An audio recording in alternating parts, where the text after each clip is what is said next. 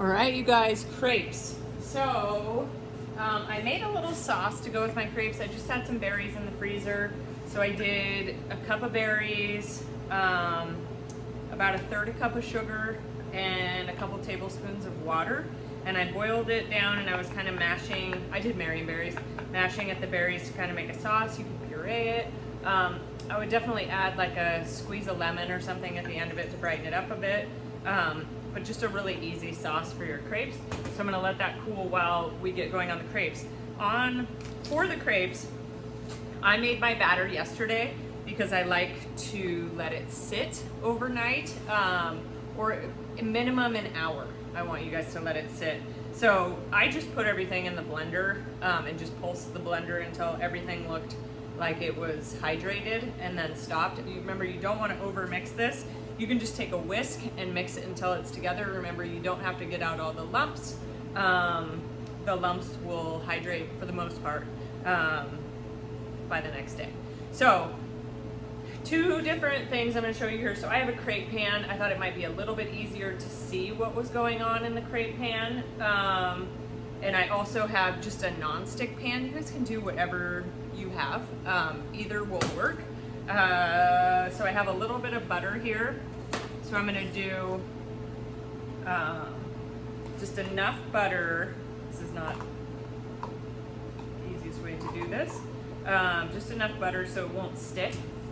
But I don't, so I can tell my pan's awfully hot. So I want to do like medium heat, and I just want enough butter so the crepe doesn't stick to the pan. Usually, if you butter them once, you'll have a couple times after that, like there's enough fat in the pan after that you don't have to add more for a couple crepes.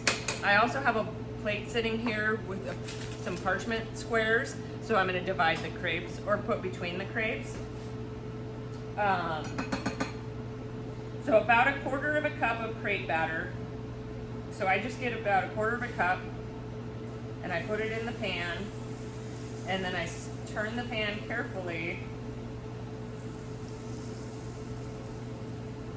until it stops moving. You don't want the crepes to be too thick. You want to be able, if you were to hold them in your hand, you want to be able to see through them. So you want them to be that thin. I lifted the pan up to turn it, and also to make sure that the batter was dispersed, and because my pan was a little hot. So you can see that there's no running batter anymore. So I am going to scrape down the sides like this just to kind of release the crepe. The easiest way, I'll tell you guys a funny crepe story in class. The easiest way that I've found to remove the crepe, and these crepe pans are a little bit old and people have used the wrong metal utensils on them. So remember, you guys don't use metal utensils on them. So if you kind of lift it up, and then I have crazy hands, but you can kind of turn it over like that. Or you can just try to flip it with a spatula. It's gonna take but seconds on the other side. So I'm gonna do that, and then I'm gonna put it out on my plate there, and it's all set up, ready to go. And I'm gonna put just a little bit, it stuck right there, which means there wasn't enough fat right there, right? So I'm gonna put a little bit of butter down again, and I'm just gonna do it until I'm out of crepe batter. So remember, just enough butter to coat the pan. So it would be the same no matter what pan you're using. And if you want to make larger crepes, you can make larger crepes. So I have about a quarter of a cup, remember? And I'm going to pour it in while I'm spinning the pan. And make sure that it sets. Sorry, my timer's going off. So I want it to be even. And I'm going to keep spinning until the batter quits moving. And then I'm going to let it set up. And it shouldn't take too long for that to set up. Maybe like 30 seconds or so. And it's okay if you still see a little bit of shine on that outside. Totally fine. So I'm just gonna try to gently release it without messing it up too much. So you guys can fill these, remember, grab a little hand of it, and on the other side. So you can fill them with whatever you want. My idea was to fill them with whipped cream and then put berry sauce over the top, but my whipped cream stayed at home. So I'm just gonna put berry sauce over the top. So you just fill the center of them, roll them up like this, plate them, and then put something, you can put something over the top or you can just leave them plain, whatever is clever. So 2 down. So you just become a machine, a crepe machine. So get enough fat on there. So the other thing we're doing with this week is poached eggs, just to get poached eggs done with. So I'm going to show you guys poached eggs here next. I'm going to show you one more crepe and then come back with poached eggs. So enough butter just to coat. I've got about just under a quarter of a cup of batter. Spin it until it none of the batter spins anymore. So you want it to like barely coat it, you know what I mean? You don't want too much to where you're just spinning and spinning. So I would say a quarter of a cup for this size of pan is plenty. And then again, you can fill them with whatever you want. I would definitely recommend whipped cream. It's delicious. I would make a fruit sauce if I were you guys, because it's really easy. Remember, a cup of berries, frozen berries is what I did, about a third of a cup or so of sugar, a couple tablespoons of water just to get it started, and then I cooked it on medium heat for about 15 minutes, and then now it's sauce consistency. It's got a few lumps in it, but that doesn't bother me at all. Okay, so that's 3 crepes. Hopefully that sums up the process for you. It's really easy, and I think it's something that will impress people that you know how to make. All right, see you in a minute. All right, you guys, back with poached eggs. So poached eggs is gonna be with the crepes. So these are the crepes. They're all done, gorgeous. I have a stack, the recipe you guys have, I have a stack of 10 of them. So it'll at least make 10, but if you want extra, just do more. For the poached eggs, I have a pot of water. What you wanna see is, there's too much movement going on in here right now, is barely any movement in the water and some steam coming off. So little tiny bubbles at the bottom is fine, and some water coming off. So poaching temperature is between 160 and 180 degrees. That actually turned it down too much.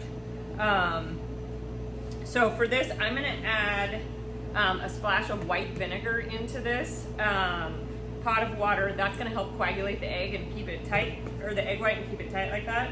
So just about, I have about half a gallon of water here, so just about a tablespoon or so of vinegar. And then I'm gonna crack my egg into some sort of container, because you don't want an egg, obviously, that the yolk is broken. So I have this here, like that. And then I'm gonna, so if you can hopefully see that water, there's barely any steam coming off of it. And I'm gonna lower my egg into the water carefully. And then I'm gonna take some sort of implement and I'm gonna stir the water around. So that's gonna grab the egg and kind of whoosh it around and make it one tight little unit. I have some eggs here. I have 2 that I cracked earlier. I'm gonna try to put one down in at a time. And so that you wanna keep the water moving. Some people say to stir it and get it like a funnel cloud and then drop your egg into it, but that seems confusing to me. Okay, so then it's gonna take about a minute to 90 seconds for your eggs to poach in here. Try to keep them separated. Mine kind of want to hang out together and be friends, but I want them to separate because I want to have separate poached eggs. So I have a little pie tin here, or plate is fine too, with some paper towels on it. Paper towels are going to help you to plate it easily. So the paper towels will get wet, and then you can pick them up and kind of roll it onto your plate, which makes it a lot easier.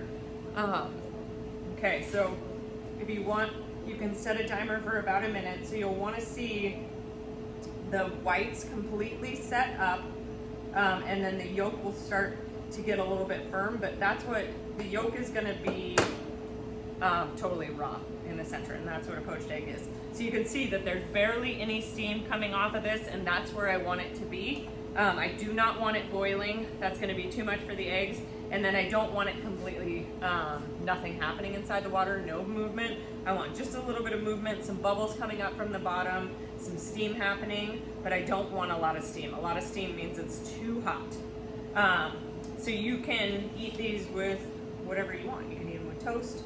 You can eat them by themselves, obviously. But poached eggs are most well known, I would say, for Eggs Benedict. And you can make hollandaise sauce for extra credit if that's something you want to do. I might, if I get some time, do that as a extra credit demo. So it's just going to take just a minute longer. Also, this berry sauce, as it's cooled, has thickened up a bit. If that's not what you were looking for, you can add a little bit of water to it and cook it for a little bit, warm it up, and it'll become more sauce consistency, which it just depends on how you want to see it, what your vision is on the plate. Another thing I was thinking of too, you can dust some powdered sugar over the top of them, and that'll make a nice presentation for your crepe. Okay, so this guy looks pretty good. So it's the white has completely set up, but the yolk is still runny. So I'm going to set them off onto this plate. This guy has another minute to go. Or another couple seconds, sorry. But you want to have something like a slotted spoon to pull them out with. And the first couple times, if you break your yolk, whatever, no big deal. Just do another one. So this is what you want them to look like a nice little package here. The yolk is still pretty wobbly, but the white is firm. Okay? So that's poached eggs. Poached eggs, crepes, done. Boom.